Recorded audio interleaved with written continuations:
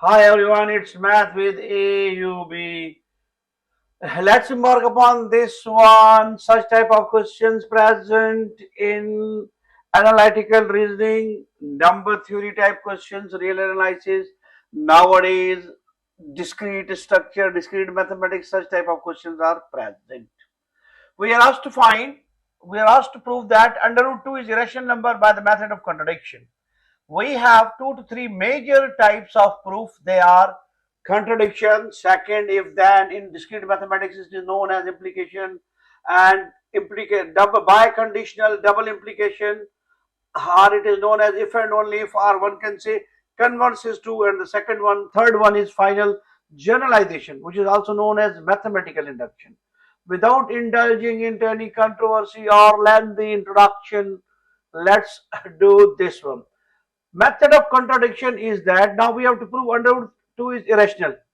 On the contrary, we suppose that 2 is a rational number and we arrive at a contradiction. So on this basis of contradiction, we say that under root 2 is a rational number. Like now I am making this video at night. At night, it is in the night time. If I got out and say that I have to prove that it is night, then I take the assumption on contrary it is day. If it is day and it is not so much cloudy, there must be a light visibility. I can see here and there without any trouble, and there were no stars visible in the daytime. I arrive at the contradiction because there was no light outside. I cannot see beyond some meter or so, owing to the presence of no light, owing to the darkness, and stars in the sky as well as in this day, and this night moon as well. So I arrived at the conclusion: stars are in the night, at the night, dark is outside, so it is not a day but night. It is the way of method of proving contradiction. We have to prove that under root 2 is irrational number by using contradiction. Whatever the rational numbers are, they are not like this 2 and 4. They must be like this, relatively prime. They must be relatively prime. If some table is applicable, then we cannot consider them rational number. It is the definition of rational number. They are relatively prime. They have no common factor except one. Or that is the case: 4 over 8, 3 over 6, 9 over 18. They are not rational numbers by definition. They must be relatively prime. They must be relatively prime. They must be relatively prime. No more table is applicable on them. They have common factor of numerator and denominator. Common factor is only one. Common factor is one. We can write m and n have GCD 1. M and n have GCD 1. M raised n is as rational number if and only if m n belongs to z and n does not equal to 0. Furthermore, they are relatively prime. They are relatively prime. We have to arrive at some contradiction in that case. Contradiction in that case. For rational number, they must be relatively prime. There must be no common factor except one. There must be no common factor except one. There must be no common factor except one in case of rational numbers. Now we are about to arrive at contradiction. Let's see how. Under root 2, we have to prove that it is irrational. On contrary, on contradiction, assume that under root 2 is a rational number. Under root 2 is a rational number. Under root 2 is a rational number. If under root 2 is a rational number, then we can write this in m over n form, where m and both belongs to z. Furthermore, n does not equal to 0, and m and n are relatively prime. They are GCD. Greatest common divisor must be 1, not more than 1. Okay. Squaring both sides. Squaring both sides. It is something like under root 2 square and m over n whole square. We have to is equal to m square and square. We can distribute this power to numerator as well as denominator. Okay, shift 2n square here. It will become 2n square is equal to m square. 2n square is equal to m square. Now our m square is multiple of 2, our m square is multiple of 2, our m square is multiple of 2, our m square is multiple of 2. So m square is even, so does m, so does m is also even. Here m square can be written as the product of 2 and n square. M square can be written as a product of 2 and n square. From this very line, we can conclude that m square is an even number because 2 divides m square. If I shift 2 here, it will become m square 2. M square is divisible by 2, or I can say m square is a multiple of 2. M square is a multiple of 2. So m square is even. M square is even. If m square is even, then it's square root. Then its square root must be even. Then its square root must be even. If m square is even, then m is also even. M is also even. If m is even, then I can write m as 2p. I have written m and another letter 2p. So instead of m, I can write 2p here. This is our 2n square. Instead of m, I can write 2p whole square. It will become something. 2n square is equal to 4p square. 4p square. Now pay attention here. Twist in the tail. 2 is the common factor. 2 is the common factor. 2 is the common factor. Here I can write as n square is equal to 2p square. For any rational number, they must be relatively prime. They must be relatively prime. It is a contradiction. It is a contradiction. 2 is a common factor here. 2 is a common factor here. 2 is a common factor here. 2 is a common factor here. Look at this. 2 is a common factor. So we arrive at contradiction. For prime numbers, they must be relatively prime. For rational number, sorry, for rational number, for rational number, their GCD must be 1. Their GCD must be 1. But here, their GCD seems to be 2. Their GCD seems to be 2. They have 2 as a common factor. They have 2 as a common factor. So we arrive at a contradiction. It is contradiction by definition of rational number. They must be relatively prime. They must be relatively prime. Their GCD must be 1. Their GCD must be 1. Here it seems to be 1. Here it seems to be 1. It is a contradiction. So, by virtue of contradiction, under root 2 is not rational. Under root 2 is not rational. Means under root 2 is a rational number. Under root 2 is a rational number. We arrive at the proof by using contradiction. By using contradiction, under root 2 is a rational number by virtue of definition. If you factorize 1 times 2, 1 times 2, there are no more pairs available here. We can write our, as we are bound to prove this by contradiction. Suppose on contrary, under root 2 is a rational number. If rational number, it can be written as m over n. For these m and n, there must be a restriction. Their GCD must be 1. Their GCD must be 1. Their GCD must be 1. That is the key fact. That is the key fact. That is the key fact. Squaring both sides and manipulating. So from this line, from very this line, we have concluded that m square is a multiple of 2. M square is a multiple of 2 means it gives us, it implies that m square is an even number. M square is an even number. So does m, because square root of m square is m, which is also even by virtue of this definition. Here, if m is even, then I can write m is equal to 2p. If I plug in the value of m here, 2p, we have arrived here 2n square is equal to 4p square. 2 is a common factor. 2 is a common factor. 2 is a common factor. That is the violation of the definition of a rational number. That is the violation of the definition of a rational number, because they must be relatively prime. They must be relatively prime. They have no common factor except one. Except one. Here seems to be 2 is a common factor. We arrive at conclusion. We arrive at a contradiction. So under root 2 is a rational number. It's all by itself. Next. Hi everyone, it's math with AUB. Another simple question in mathematics, but it has been blended in the field of terminology of discrete mathematics, or discrete structure, or you can say algebraic structure. Method of proof is contrapositive. If a square is even, then a is even, where a is an integer. No doubt a is an integer. From discrete mathematics, we are familiar that P implies Q. Its contrapositive is given by negation of Q implies negation of P. This is implication, simple implication. Then this is contrapositive of this implication. Contrapositive. Very cool, very simple idea is that implication.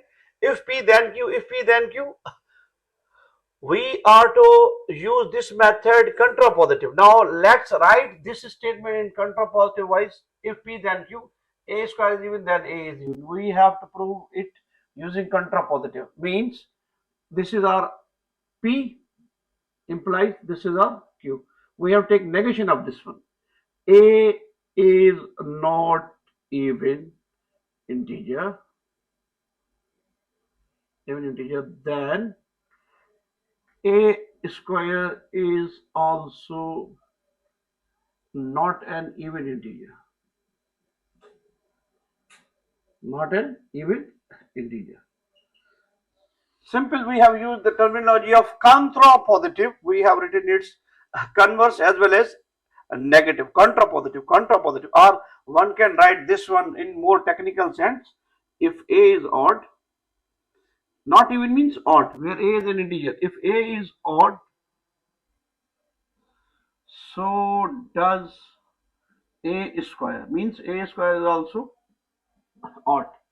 It is the way of discrete mathematics to write A is not an even integer, then A square is also not an even integer, or it is given to us A is integer, we can, it is very safe to write if A is odd, so does A square, so does A square. We have to prove this. If A is odd, then we have to prove A square is also odd, or one can take A is not even, then we have to prove that A square is also not an even integer. Not even means odd, not means odd. A is odd, A is odd, then any odd number can be written as, that is the mystery of number theory.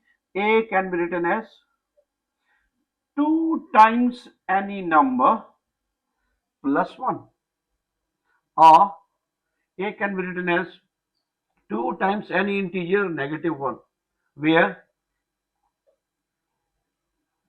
M belongs to Z set of integers. Whatever the value of M from integers, or integers runs as 0, plus minus 1, plus minus 2, plus minus 3. 3 dots shows the continuity, the standard one, 2M plus 1. Plug in any value, even 0, 2 times 0 plus 1, 1 is odd. 2 times 0 minus 1, minus 1 is 1, minus 1 is also odd. Taking what? 2 here, 2 to the 4, 4 plus 1, 5 odd. 3, 2 3 the 6, 6 plus 1, 7, it's odd. 2 3 the 6, 6 minus 1, odd. They always gives us odd. That is the general form to write an odd integer. That is the general form to write an odd integer. Odd integer, odd integer. Odd, odd. Okay, taking this, we have to prove that its square is also even. Squaring both sides. A square is 2M plus 1 whole square. That's our A square. Open this up. You are familiar from little bit mathematics, little bit algebra. A square, square of first twice, first into second plus the square of second. We have here 2M 1, 2M times 1. It will become 4M square plus 4M plus 1. Taking 4 common from here, M square plus M plus 1. Look at this. This is our A square. This is. Now we have A square is equal to 4 times M square plus M plus 1. It is, this portion is always even. This portion is always even because it is a multiple of 2. I can write this 4 as 2 times 2M square plus M plus 1. Whatever the value of this quantity is, M square plus N, I have two possibilities. Either this will give me a odd integer or even integer. Odd integer or even integer. Let me take the first possibility. It is 2 times 2. It is an odd integer overall. Plus 1. Even times odd integer. Even times odd integer is always even. Even times odd integer is always even. Even times odd integer is always even. Take any odd number. 3, 2 3 the 6. Even 3 4 the 12. Take 5, 4 5 the 20. Take 7, 7 4 the 20. It will give us always even. Even. This quantity is even and plus 1. If we add 1 into the even number, if we add 1 into the even integer, it will give us odd. It will give us odd. So, this quantity is odd whenever m square plus m is odd. M square plus m is odd. Second possibility is this 2 times this RA square is equal to 4 m square plus m plus 1. Second possibility is this m square m is even. Even. Okay. 4 times even. 4 times any even number is even, because even multiplied with even always gives us even. It will become even. If add 1 into the even, it will become odd. It will become odd. So this or a square in both the cases, in that case, whether m square plus m is odd, m square plus m is odd, or m square plus m is even, in both cases it will give us an odd number. 4 times m square plus m plus 1 is odd. I have taken this first possibility where a is equal to m plus 1, it is odd number. Or we can describe 2m minus 1, taking 2m minus 1, it also gives us an odd integer. Let's see and find out how. Let me make some space.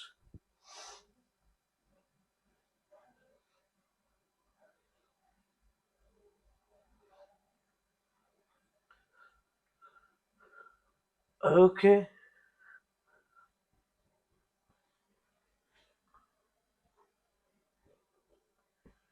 now I have taking a equal to 2m minus 1, squaring both sides.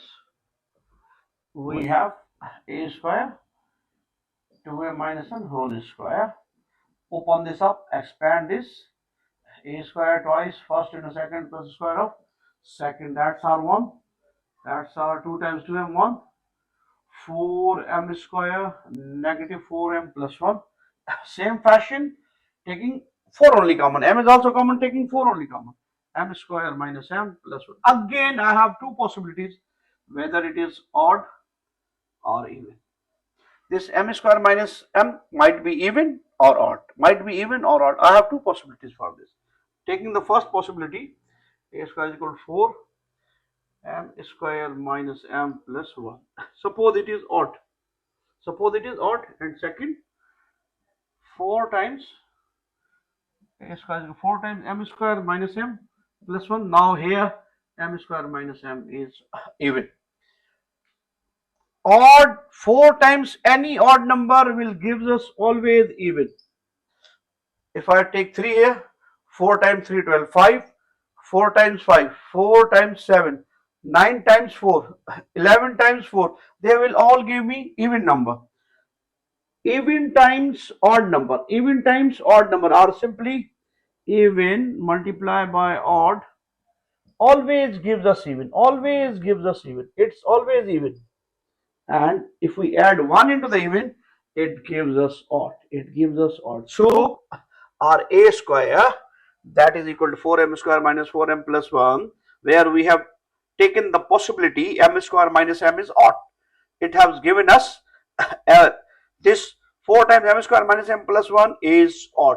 What about this possibility where this portion m square minus m is instead of odd even? Instead of odd, it is even. Now we are familiar. 4 is even. Even times even number. Even times even number. Even number always gives us even. Even times an even number gives us even. And if you add 1 into the even, it will give us always odd. So we have proved the delicacy of contrapositive. If a square is even, then a is even, then we have proved it's contrapositive. Contrapositive means if a is not even,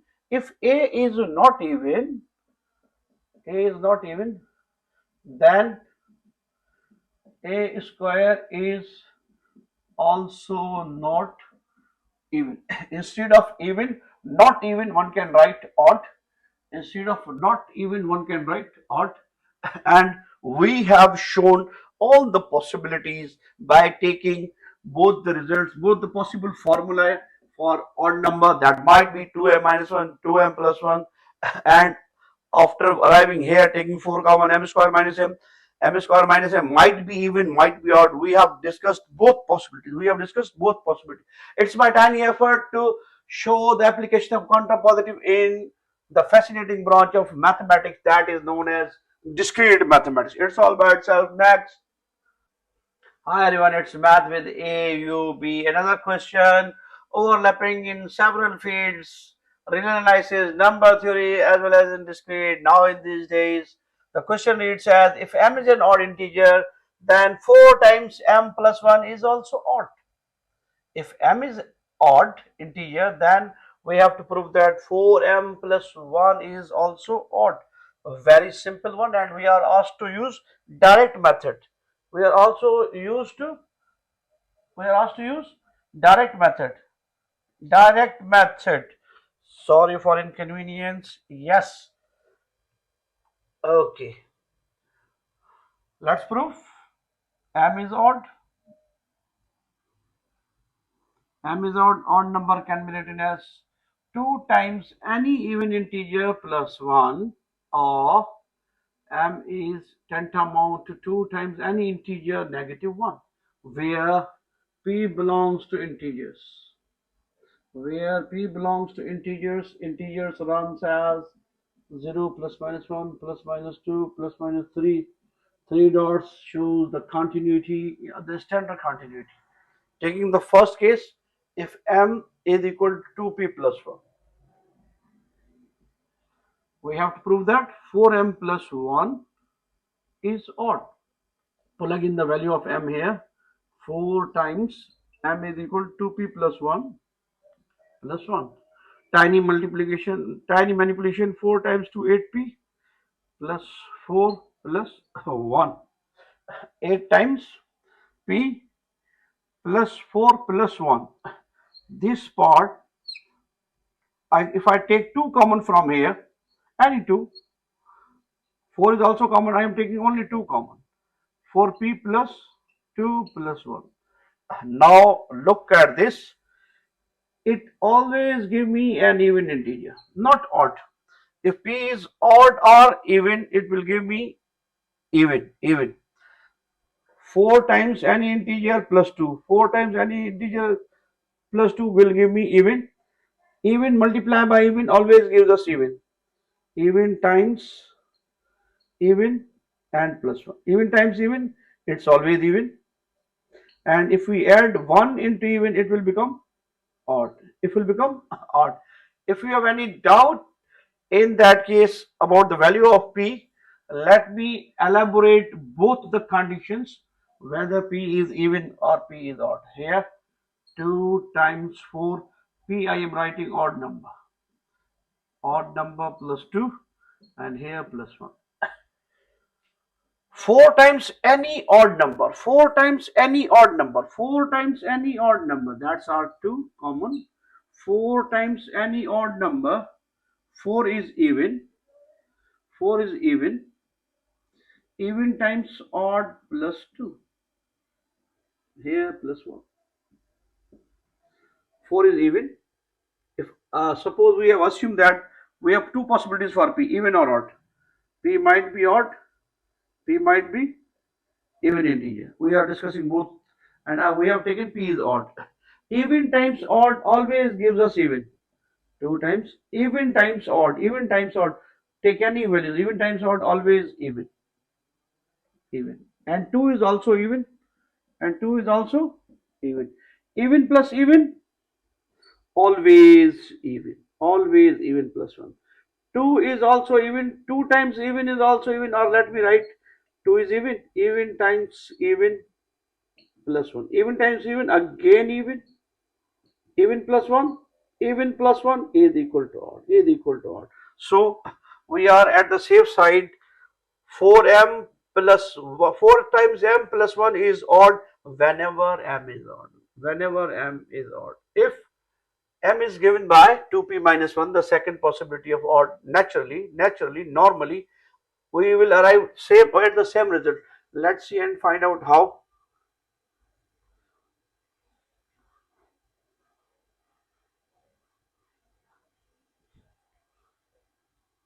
Here 4 times m plus 1. Now we are plugging in the value 2p minus 1 instead of m. 4 times 2p minus 1 plus 1.